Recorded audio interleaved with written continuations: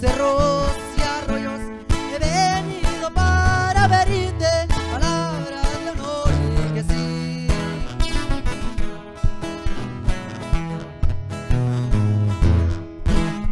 Traigo mi ropa mojada porque hoy estuvo lloviendo. ¿Qué más puedo hacer por ti?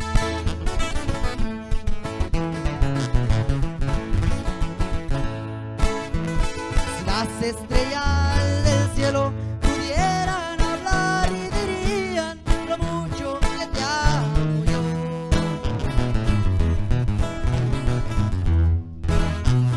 Si tú me dieras un beso, serías bien correspondida por mis caricias de amor. Eres flor, eres hermosa, eres perfumada rosa que ha nacido para mí.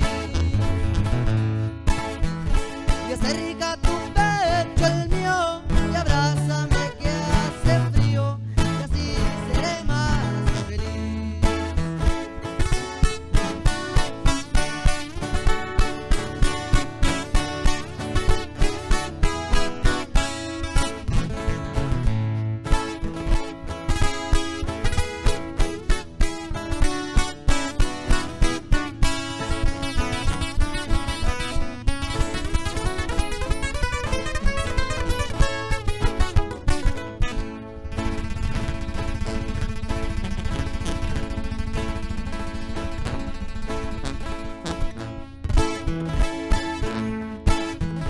Morena, y ya me despido.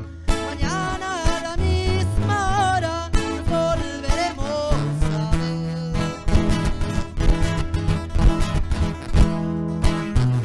Eres flor, eres hermosa, eres perfumada rosa, la dueña de mi querer.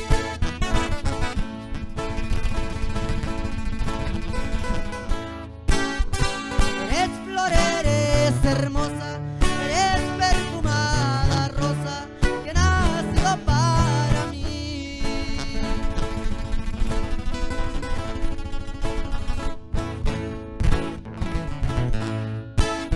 Y acerca